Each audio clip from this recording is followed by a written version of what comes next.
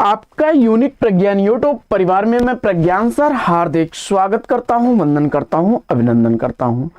प्यारे साथियों, व्यंग्यान दृष्टि अध्ययन श्रृंखला में हम लोग अध्ययन करते हैं उन महत्वपूर्ण तथ्यों का जो परीक्षा की दृष्टि से काफी इंपॉर्टेंट तथ्य होते हैं, और उन तथ्यों का रिवीजन हम लोग इस अध्ययन श्रृंखला में कर रहे हैं। तो साथियों, इस पाठचर्या को प्रारंभ करें इससे पूर्व अगर वीडियो को पहली बार देख रहे हैं तो वह चैनल पर नए हैं तो कृपया चैनल को सब्सक्राइब, वीडियो को लाइक और शेयर करना बिल्कुल ना भूलें। तो आज की पाठचर्या को प्रारंभ करेंगे कुछ प्रमुख कथनों से। सबसे पहले देखते हैं हम लोग आचार्य रामचंद्र शुक्ल जी के कथन से। वे लिखते हैं, अपभ्रंश या प्राकृताभास हिंदी के पद्यों का सबसे पुराना पता तांत्रिक और योग मार्गी बौद्ध सिद्धों की सांप्रदायिक रचनाओं के भीतर विक्रम की 7वीं शताब्दी के अंतिम चरण में लगता है।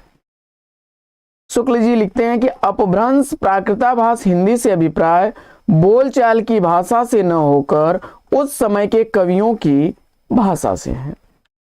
शुक्ल जी लिखते हैं अपभ्रंश के संदर्भ में कि अंतिम अपभ्रंश अवस्था के समय जैसे गाथा कहने से प्राकृत का बोध होता है था, वैसे ही दूहा या दोहा कहने से अपभ्रंश या प्रचलित काव्य भाषा का पद समझा जाता था।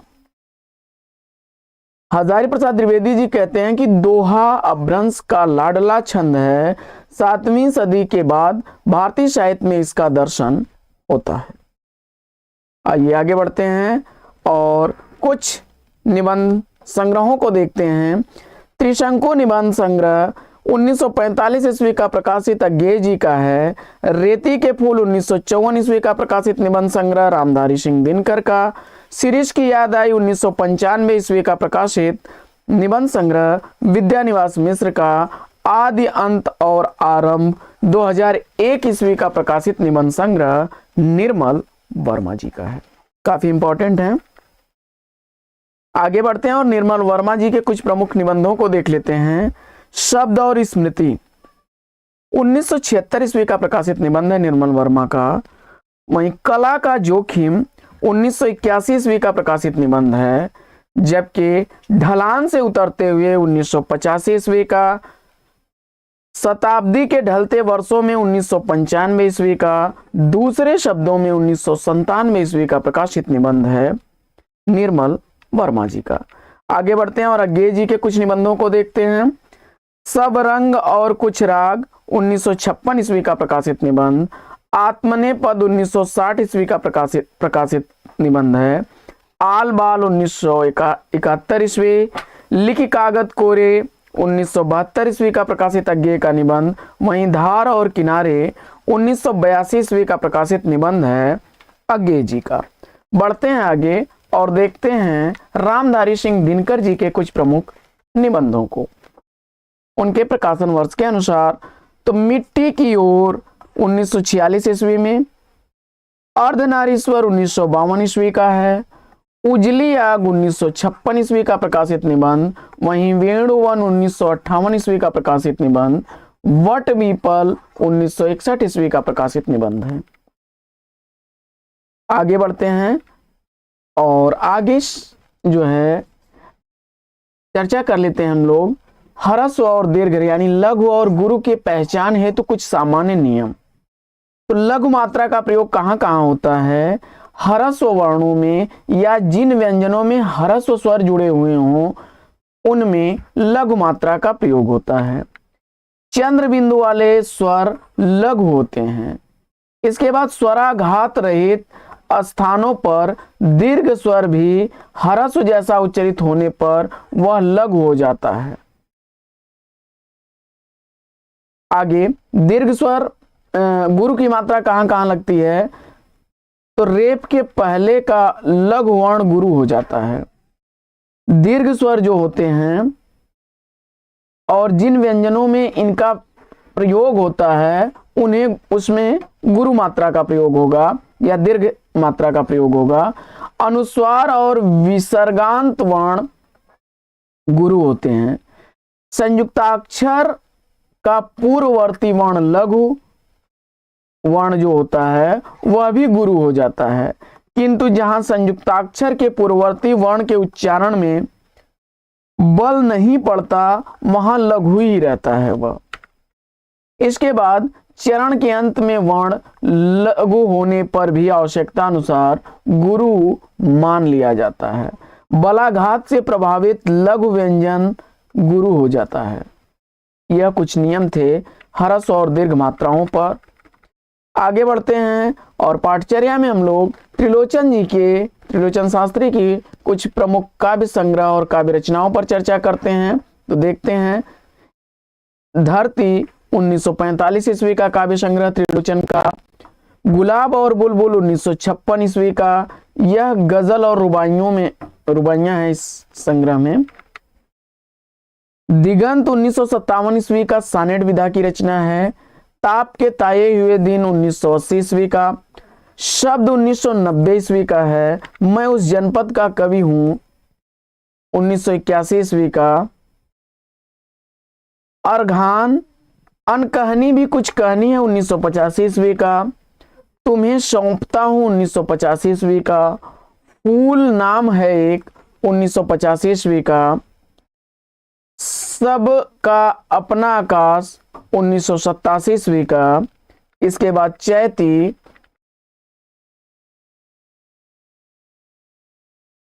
1987 ईस्वी। अमोला 1990 ईस्वी का है, जो कि अवधी भाषा और बरवय छंद में है। मेरा घर 2002 ईस्वी और जीने की कला 2004 ईस्वी के त्रिलोचन की काव्य संग्रह हैं। आगे बढ़ जाते हैं और आगे हम लोग हरि कृष्ण प्रेमी जी की कुछ प्रमुख रचनाओं को देख लेते हैं। तो इनकी काव्य रचनाओं में आंखों में, अनंत के पथ पर, जादूगरनी और अग्निगान, ये कुछ प्रमुख रचनाएं हैं हरि कृष्ण प्रेमी जी की काव्य रचनाएं।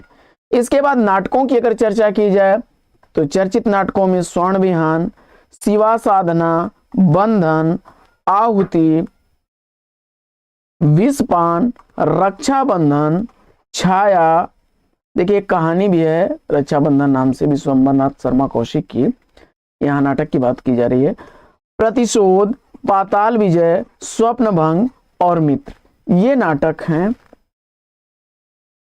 हरि कृष्ण प्रेमी जी के। इसके बाद इनके द्वारा लिखा गया पौराणिक नाटक है पाताल विजय। कुछ एकांकियों की चर्चा कर लेते हैं। तो हरि कृष्ण के एकांकियों में मंदिर, बादलों के पार, यह भी एक खेल है, प्रेम अंधा है, मातृ मंदिर, रूप शिखा, निष्ठुर न्याय, मातृभूमि का मान, राष्ट्र मंदिर, मान मंदिर, न्याय मंदिर और वाणी मंदिर, ये प्रमुख एकांकियां हैं। इसके बाद आगे बढ़ते हैं और राधाचरण गोस्वामी जी का देखते हैं। राधाचरण गोस्वामी जी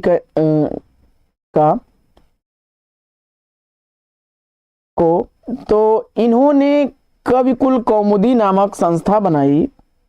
इनके द्वारा लिखी गई कुछ प्रमुख रचनाओं में नव भक्तमाल, दामिनी दूत का, शिशिर सुषमा, इश्क चमन, भ्रमर गीत, निपट निदान, 12 मासी, प्रेम बगीची, भारत संगीत, विधवा विलाप और भूमा हरणार्थ प्रार्थना। इनकी व्यंग रचनाओं की अगर बात की जाए तो राधाचरण गोस्वामी की व्यंग रचनाओं में नायिका स्त्रोत, रेलवे स्त्रोत, यमलोक की यात्रा प्रमुख हैं। इन्होंने संस्कृत में गोपिका गीतम नामक गीत काव्य लिखा है। वहीं सती चंद्रावली, अमर सिंह राठौर, तन मन धन श्री गोसाई जी के अर्पण और श्री दामा प्रमुख नाटक हैं। आगे इन्होंने बिरजा, जाबिजी, मृणमयी नामक बांग्ला उपन्यासों का भी अनुवाद किया। इन्होंने भारतेंदु नामक पत्र वृंदावन से निकाला था। ये ब्रज भाषा के पक्षपाती थे। इन्होंने 1887 ईस्वी में हिंदुस्तान पत्र में खड़ी बोली के विरोध में एक लेख भी लिखा था। राधाचरण गोस्वामी जी ने खड़ी बोली के विरोध में हिंदुस्तान पत्र में 1887 ईस्वी में लेख लिखा था और ये ब्रज भाषा के पक्षधर थे। काफी इंपॉर्टेंट तथ्य है। इन्होंने कहा कि खड़ी बोली में कवित, सवैया इत्यादि का निर्वाह नहीं हो सकता। भंग तरंग, अब बूढ़े मुंह मुहासे लोग देखें तमाशे, इनके द्वारा लिखे गए प्रहसन हैं। आगे आचार्य हजारी प्रसाद द्विवेदी जी के कबीर के संदर्भ में कथन है कि आज तक हिंदी में ऐसा जबरदस्त व्यंग लेखक नहीं हुआ। कबीर के संदर्भ में वे लिखते हैं कि आज तक हिंदी में ऐसा जबरदस्त व्यंग लेखक नहीं हुआ। सीधी भाषा में कबीर ऐसी चोट करते हैं कि चोट खाने वाला केवल धूल झाड़कर चल देने के सिवा और कोई रास्ता नहीं पाता। तीसरा कथन है कबीर के संदर्भ में हजारी प्रसाद द्विवेदी जी का कि वे सिर से पैर तक मस्त मौला, स्वभाव से फक्कड़, आदत से अक्खड़, भक्त के सामने निरी, भेषधारी के आगे प्रचंड, दिल के साफ, दिमाग के दुरुस्त, भीतर से कोमल, बाहर से कठोर, जन्म से अस्पृह और कर्म से वंदनीय थे। कबीर के संदर्भ में यह कथन हजारी प्रसाद द्विवेदी जी का है। हजारी प्रसाद द्विवेदी जी लिखते हैं कबीर के संदर्भ में कि कबीर ऐसे मिलन बिंदु पर खड़े थे जहां से एक और ज्ञान निकल जाता है तो दूसरी ओर अशिक्षा, जहां एक और भक्ति मार्ग निकल जाता है दूसरी ओर योग मार्ग। आगे कबीर के संदर्भ में हजारी प्रसाद द्विवेदी जी लिखते हैं कि हिंदी साहित्य के 1000 वर्षों के इतिहास में कबीर जैसा व्यक्तित्व लेकर कोई उत्पन्न नहीं हुआ। महिमा में यह व्यक्तित्व केवल एक ही प्रतिद्वंदी जानता है, वह तुलसीदास है। आगे कबीर के संदर्भ में उनकी भाषा पर लिखते हैं कि भाषा पर कबीर का जबरदस्त अधिकार था। वे वाणी के डिक्टेटर थे। काफी इंपॉर्टेंट तथ्य है, परीक्षाओं में बहुत बार रिपीट हुआ है। जिस बात को उन्होंने जिस रूप में प्रकट करना चाहा उसे उसी रूप में भाषा से कहलवा दिया। बन गया तो सीधे सीधे, नहीं तो दरेरा देकर। भाषा कुछ लाचार सी कबीर के सामने नजर आती है। यह भी इंपॉर्टेंट तथ्य है कि भाषा कुछ लाचार सी कबीर के सामने नजर आती है। हजारी प्रसाद द्विवेदी जी का यह कथन। बोली के ठेठ शब्दों के प्रयोग के कारण आचार्य हजारी प्रसाद द्विवेदी जी कबीर को वाणी का डिक्टेटर कहते हैं। आगे बढ़ते हैं, कुछ संप्रदायों पर चर्चा कर लेते हैं। राम भक्ति संप्रदायों में श्री संप्रदाय, ब्रह्म संप्रदाय, रुद्र संप्रदाय और सनकादिक संप्रदाय है। कृष्ण भक्त संप्रदायों में गौणी संप्रदाय, राधा वल्लभ संप्रदाय, सखी संप्रदाय, रुद्र संप्रदाय, ब्रह्म संप्रदाय और सनकादिक संप्रदाय है। आगे बढ़ते हैं, गौणी संप्रदाय में इसके प्रवर्तक चैतन्य महाप्रभु हैं। इनका दार्शनिक सिद्धांत अचिंतन्य भेदाभेद है। जीव गोस्वामी ने अपने ग्रंथ भागवत संदर्भ में अचिंतन्य भेदाभेद की व्याख्या की है। चैतन्य महाप्रभु के बचपन का नाम विश्वंभर निमाई गौरांग व गौर था। केशव भारती इनके दीक्षा गुरु थे। श्री कृष्ण को वजेंद्र कुमार कहा गया है इस संप्रदाय में। राधा को परकिया माना गया है और वियोग पक्ष की इसमें प्रबलता रहती है। गौणी संप्रदाय के कुछ प्रमुख कवियों की अगर बात की जाए तो उसमें राम राय, सूरदास मनमोहन, चंद्रगोपाल, भगवान दास, भागवत मुदित, गदाधर भट्ट और माधवदास माधुरी हैं। इसके बाद राधा वल्लभ संप्रदाय को देख लेते हैं तो हित हरिवंश इसके प्रवर्तक हैं, जिन्हें कृष्ण की वंशी का अवतार भी माना जाता है। इंपॉर्टेंट तथ्य है, पूछा गया परीक्षाओं में। आराध्य कृष्ण नहीं बल्कि इसमें राधिका आराध्य हैं, यह भी इंपॉर्टेंट तथ्य है। कर्मकांड विहीन रसोपासना का महत्व है और हित 84 इनकी प्रमुख रचना है। इसके प्रमुख कवियों की अगर बात की जाए तो दामोदर दास, हरिराम चतुर्भुज दास, ध्रुव दास और नेही नागरी दास हैं। तो साथियों, आज की व्यंगम दृष्टि लेगी यहीं पर विराम। वीडियो अगर अच्छा लगा हो तो लाइक और शेयर कर दीजिएगा। चैनल पर पहली बार होंगे तो चैनल को सब्सक्राइब कर लीजिएगा। तो फिर मिलते हैं आपसे अगले वीडियो में एक नए प्रकरण, एक नया टॉपिक, एक नए अंदाज में। तब तक के लिए लेंगे आपसे विदा।